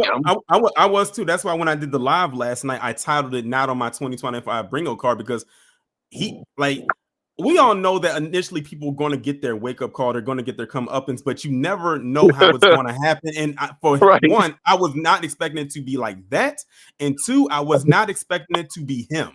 So that's now usually when you think about it, it's like, oh, maybe they got diagnosed with something. It's like, oh, okay, they got diagnosed with something.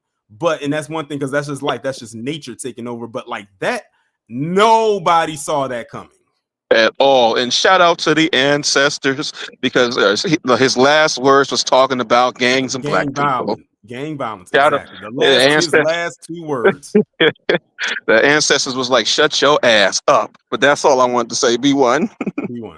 Shout out to Denzimas for coming up. Next, we got E equals MC squared. What's going on? Hey, what's up? So, yeah, I don't know. They really have used this girl's death as a scapegoat. To promote and create their own narrative. I'm not understanding what else is it that they want. The man has been arrested and held accountable. I don't get it. I don't know what else it is that they want. They want the pomp and circumstance of what or how we reacted to what happened with George Floyd and various other people. But it's like, it's not like y'all don't have the numbers. If y'all wanted to go out there and protest about this woman's death, go and do that. Why do you have to get online and throw the entire black community under the bus to try to say, oh, he took her life because she was white, even though there is no proof that that's the reason why he did it? It's just that it could have been anybody. Exactly. A simple random act of violence. And she just happened to be the unfortunate victim. But instead of doing that, they get online and they say this, like what Matt Walsh said and Charlie Kirk and Megyn Kelly. That's because that's all they know how to do. They don't know how. I have a video coming up next week where, and some of you may or may not have seen it, and I'm just going to give you a summary because it's like a whole reaction, where this white guy on TikTok literally got on there and said in so many words that, because this was, I think it's talking about what's going on over in Gaza and Palestine. I think that's what he's talking about, that he needed or wanted black men to be on the front line and fight for them in so many words. I'm just going to leave it right there. When I saw that, I said, are you out of your mind? You want us to catch, basically you want to have a whole bunch of Crispus addicts. That's what a reenacting of that, because it's no way when y'all see it, it's going to make your jaw drop. Because when I saw it and I was looking at it, I was like, is this guy for real? Did he really actually say that? And this is the so-called superior group. And now I said, I want to see if Matt Walsh or the rest of them are going to talk about what that guy said in that video. Yeah, I mean, they stay talking about how we act, what we do this, and how we do this, and blah, blah, blah.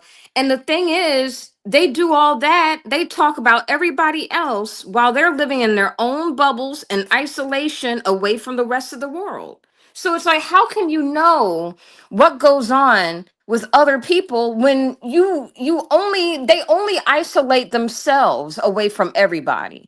When when black people were moving to the cities, in urban areas, they were moving out to the suburbs. So it's like any time that we were moving somewhere near them, they moved away and created their own communities. White flight. Yeah, and I don't get it. How can you know anything about a world that you don't even live in? How can you even know what to do?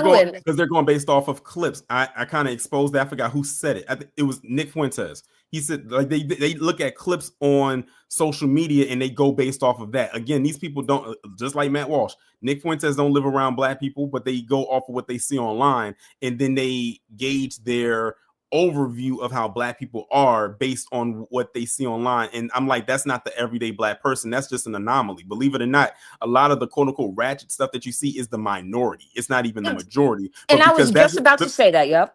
Because that's what gets pushed out there and what is seen. That is how they gauge how all black people are. Imagine if black people got shown or seen or had videos where we saw nothing but white people going out there committing violence, especially when it comes to these school shootings. Then that's how we would gauge every last white person ever. Like, we would just look at them and say, I bet you they got one hell of an arsenal in their home, and they're probably planning right now and plotting to do this, that, and the third to this and that person. And even when we have seen that, Taurine, we still give a lot of them the benefit of the doubt. You know what I'm saying? And they just don't leave no room for the benefit of the doubt for nobody. They always talk about other groups' issues, but theirs. They don't want to address, these mass shootings and the issues that stem from that. They don't want to talk about that. They stay pointing the finger at other people. So I don't know exactly what more they want from these situations. They're trying to find the guy now. The FBI has posted the pictures about Charlie Kirk's murder. They're trying to find that guy now. They arrested this guy that stabbed the woman. I mean, I don't understand what else they want. Now our HBCUs are being targeted.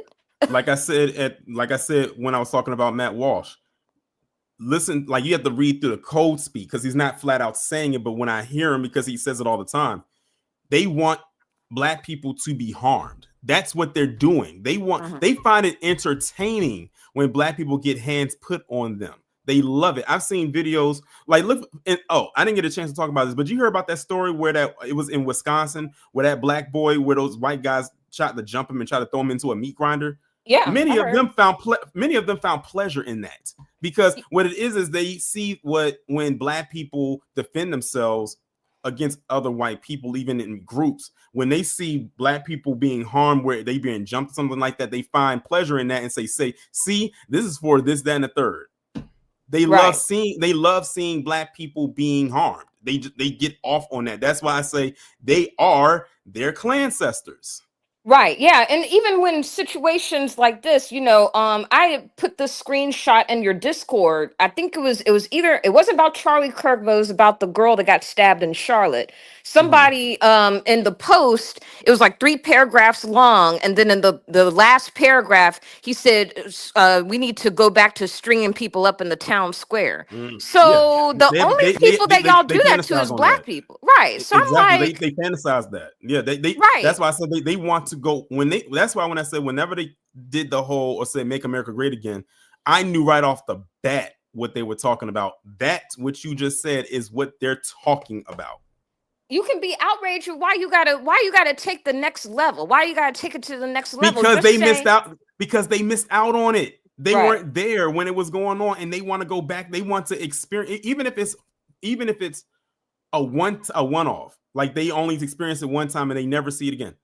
They want to experience a time in America where their ancestors were able to do and get away with that. Because also notice that they get mad when black people call them out for saying the N-word. They get Right. so upset, and then we always ask, why do you want to say it?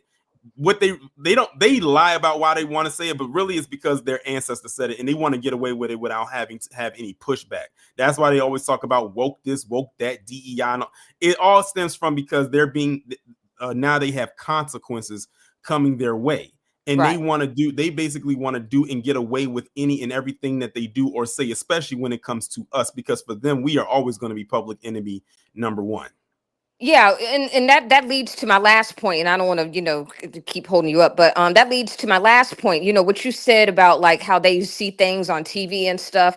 Now, don't get me wrong. I know that we as Black people, we've always been looked down on from them. I know that, but I do admit though that these shows and reality TV and stuff, and the Maury show and Jerry Springer show that's been airing for years, they get their stuff off of that too, and automatically, even though there's been white people on those shows for Oh years, yeah, they oh get that definitely. stuff. They still don't even care about what their own people doing. They hone in on us and think that that's us and fatherless kids, and can't find out who the baby daddy is, who's the father. But they take that and run away with it. They don't try to diversify their thinking. They don't try to surround themselves with other groups to see, okay, they're not all of them not like that. They don't even care about that stuff. They're so lazy. They don't even want to they just don't even care to step out the box. They just want to go with a blanket statement across the board for everybody in each single group and not even care about judging a person based off their character. Yeah, but that's all I had to say about that. Thank you as always. Appreciate you. And to add on to what equals MC Square said, that's their comfort zone. They find comfort in their nesting there because that's all they know how to do. Samuel, what's going on? Hey, Torian, how you doing? Can you hear me? I can hear you.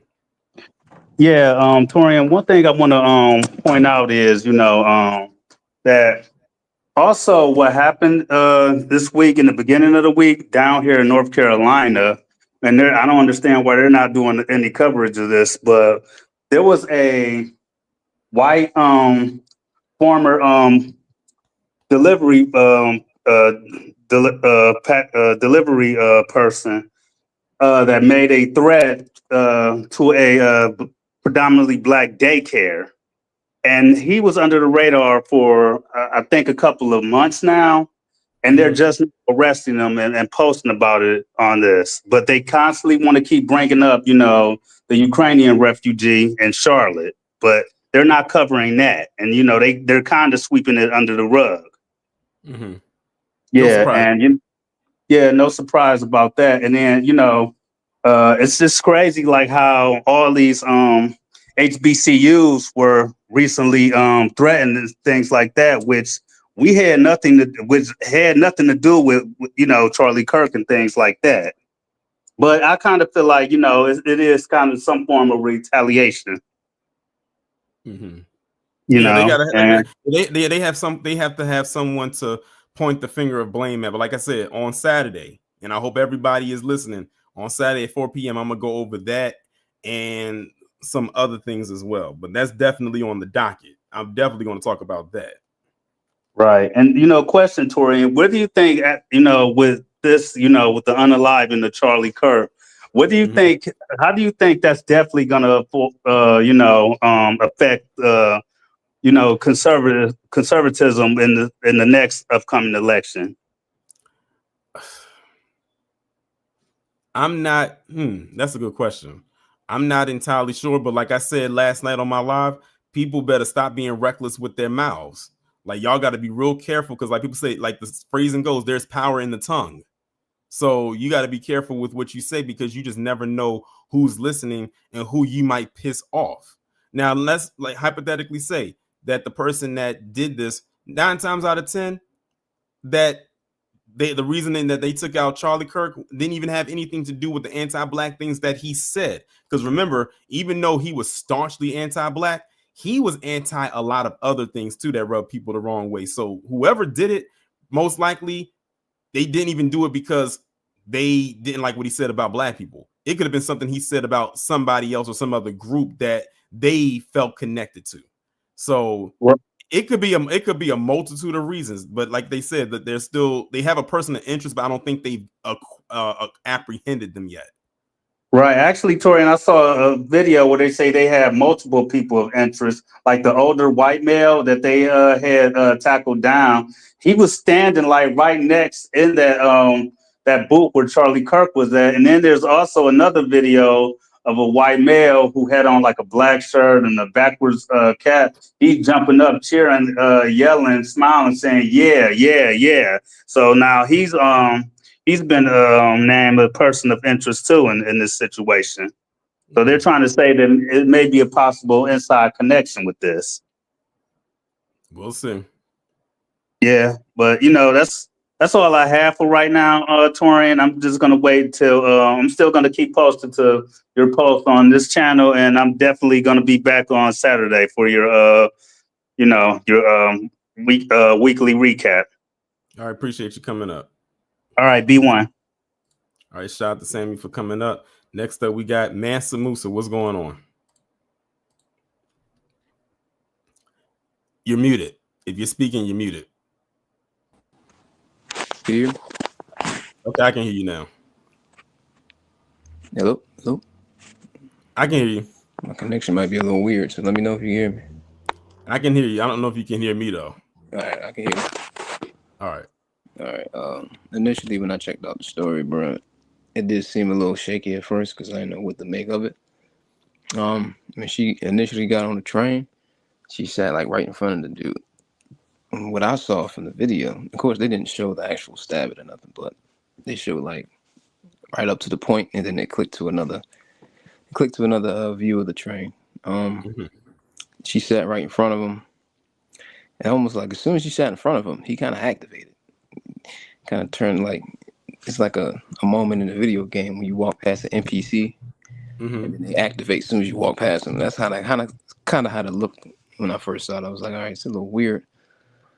Why did he activate as soon as she sat in front of him? Like, of all the people on the train, I'm not saying he should have went after anybody else, but like of all the people on the train, why her? That's all I want to know. Like, why her? Like I said, it could have been anybody. It's just that she sat right there in front of him, because if you looked at it, because I saw the whole video. The whole video is like almost 20 minutes. Oh, okay. And like I said, like he was sitting there, and and I could tell something was kind of off with him because he kept fidgeting. He could not sit still. Like he was constantly looking all over the place. He kept moving. He kept switching. He was not stable. And she came in and she sat down. She sat down in front of him. She was on her phone. And that's why I said you got to have situational awareness when you're getting on these public transportation. Because I know for me, whenever I have to get on the train, I sit at a place where my back is towards the window, or I'm sitting at the back and there's nobody behind me. Right. So, and if I see something that kind of looks kind of shaky, I don't sit near that person. Because you just never know. But she wasn't paying attention. She was in her phone. And there were other people that were around, because like I said, there was a woman it was a man behind him. Then there was a woman across from her. It was another man across from him, and another man behind that guy. So it was literally like 5 people, including her, in that area.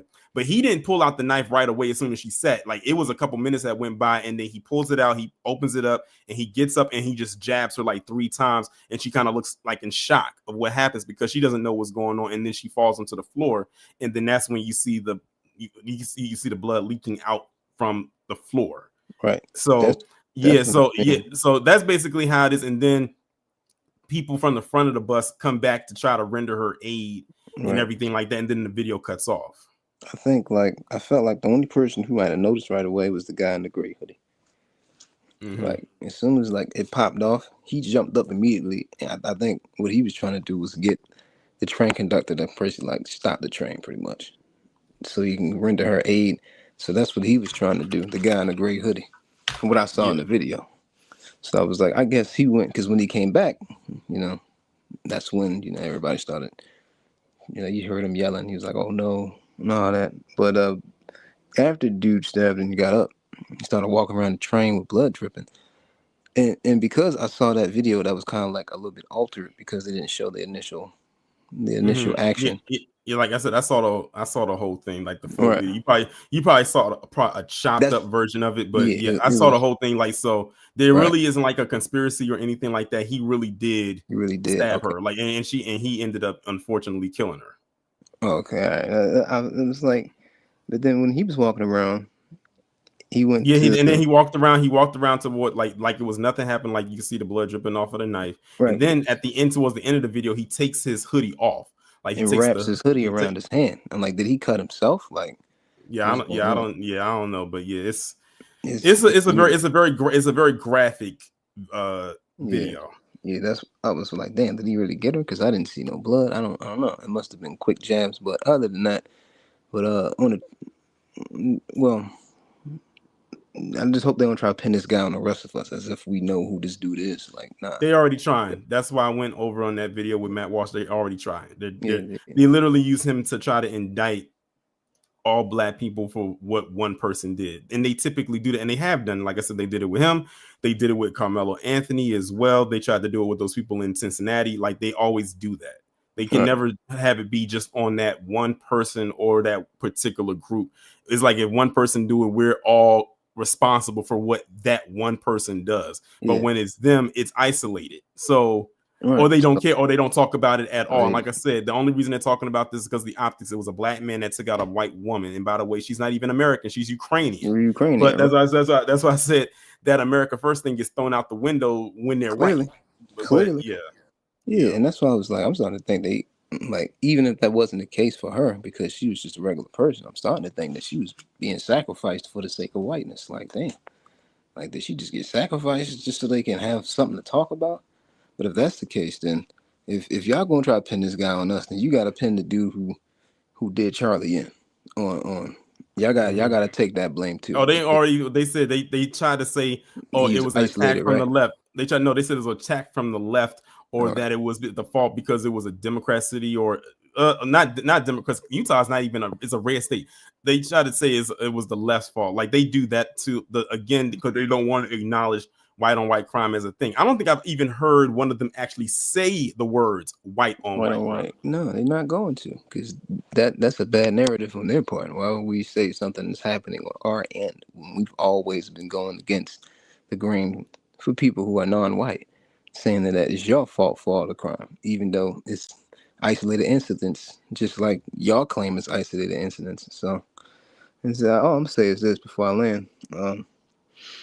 Nick Fuentes, all you guys, y'all need to watch y'all ass. Y'all gotta watch y'all ass from now on, because I don't like. Listen, I saw the video. Two people already showed up to Nick's house, and both of them happened to be white. Right, and that was recent times. I heard about that. He sprayed someone with face on his porch. It happened last year. Right, so it's like it's only gonna get real from here. So, like, why y'all keep playing with that? Like, exactly. I seen the initial video when he got hit, bro. I turned it off as soon as I saw it. I was like, nah, I don't like seeing stuff like that. But honestly, you've been talking mad crazy for years. You've even incited, whether directly or indirectly, for some of these shooters, Peyton Gendron, Rittenhouse, whoever, to even try to go against or take justice supposedly into their own hands against black people, black American people here. So for you, Nick Fuentes and Walsh and all you, you know what I mean? Watch it. Y'all gotta watch y'all ass from now on. It's not a game out here. People can get touched, and y'all ain't invincible no more. I never was, but it's just showing y'all that now y'all can get touched. I'd rather y'all get your ass whipped. I'd rather not see you get a hole in your neck. I'd rather not. But I can't be the judge of that. So right there, I'm gonna land. B1. Shout out to Mansa Musa for coming up. Before I bring up the next person, brother man, to you, shout out to you for the 5. He says showing support. So keep up the nice work. Appreciate you. All right, the next person I'm bringing up is Risha. I hope I'm pronouncing your name correctly. If you did. Hi, Tareen. How are you doing? Did I say your name correctly? Yes, you said it right, honey bun. Okay. All right, thank you. And shout out to everybody. I'm from DC, Southeast DC. So me and you are neighbors. Exactly. Tareen, I just want to give a message to our people. I want us to be careful. I want us to watch our backs. I want us to talk to our children too. Stuff is getting real and they trying to incite a war against us. And if they keep playing, this creator gonna come through and won't nobody be here in America. They need to keep our names out of their mouths. What I don't understand is that we live rent-free in our head. We live rent-free in their heads and we don't even pay their rent. But I just want us to talk to our children. I want us to have our backs. And please be careful because they out here. And that Matt Walsh, that clown, he another one. He's racist. He a real live demon and he looking to start something. And he wants something like that. And this administration that we got going on, they all for it. They all for it. Please, please pay attention and stop going out at night all the time too. And I always say, that's all. And I always say, if you are going to go out, travel in packs, like travel in a group. Don't be going out there by yourself, especially my women, because I always say that the soft targets to me are the women, the children, and the elderly. They ain't gonna try too much with a black man unless it's a group of them versus one. And I've seen videos where that black man can handle them one against, however. But just like that incident that happened in Wisconsin where they try to throw that boy in that meat grinder, you got to be very, very careful. And I always say when I see this a lot, especially in DC, whenever I look at a peer group of some sort, and I see the black friend, meaning it might be 5 white people and that one other person is the black friend, I'm just sitting there saying to myself, I hope they make it home safely. I like literally, that's literally what runs through my mind when I see that. I said, I hope I don't see them later on the news talking about they went missing or something like that. And they're the only one that's gone, but the other friends are still alive. Like that literally flows through my mind because we've heard stories like that. Yes, please pay attention to the superior animals because that's what they are. They are the superior animals and they do not care about us. They want us gone. And this is a good way for them to start inciting other people from other races too. And the foreigners should pay attention. They willing to incite this foreign white woman by putting you out the country. And she a foreigner. Exactly. This is why I tell my kids, I tell them all the time, stay from downtown. Don't go near that Southwest area or them Adam Morgans with all them superior animals be at. Stay out them places. Stay out them places because that's where the military is. They not really in our neighborhoods like that. They're not. Yeah, they all downtown in them areas. But I just want to tell our people, please pay attention and be mindful and talk to your children and make sure your children, if they walking home, sometimes walk with your kids too. If you got to pick them up at school and sometimes walk with them or tell your children to be in clusters. Because right now, this not a good time. And whatever they trying to do, and Charlie Kirk could be something that could incite a real race war. Because he was another devil, a real live demon devil. Another spawn from hell that really did not like black people. And these other races, they all for it too. But little do they know, if something happens to us, they coming for you next as well. Real white people do not really care about nobody, let alone themselves. And I just feel, I don't know, I just feel like something is coming. I can't put my finger on it, and I just don't know why. I just feel like something is coming, and I just want us to stick together and pay attention. And if we got to sacrifice some extra coons, hey, take one for the team for them. But please be careful out here and be safe and hold on to your babies and talk. Because this war that's going on, this is what they always wanted. And they ready. And they want something to be started. They do. And what I don't understand is why do they hate us so much? We have built this country up. We got civil rights for these foreigners to come here. We even made y'all into what y'all are. And y'all hate us so much. What did we do for so much hate? It's something I can never understand. What did we do? Can't nobody ever say, not even some of them non-other color people from different races. They can't tell you why they hate you so much. What did we do for y'all to hate us so much that y'all were willing to say that we the most dangerous people on the planet, but we the same people that really helped y'all come out of caves and brought y'all up? It's just wild. But Tori, I don't want to go rambling. I just want to tell you I love your show. I want to tell you I'm happy that we neighbors, and keep going, my brother. Keep going. Thanks for coming up. I appreciate you. Shout out to Risha for coming up. I appreciate it. And I love that I have other people that live in the area that are tuning into the show. Hopefully she comes back on Saturday for the weekly recap. And this is going to be the last person, y'all. So if the link is somewhere, don't click the link. This is going to be the last person right here. We were actually on here way longer than I anticipated, but I wanted people to air out their grievances with this story. Robert Woods, what's going on? What's going on, fam? Can you hear me? I'm good. I can hear you. You can hear me good? Okay. Yeah. Okay. Yeah, I wanted to come on and kind of redirect from Charlie Kirk a little bit, because Black lives do matter, and I'm gonna tell you exactly what that means. So it was a story came out. I'm trying to remember where I seen this link.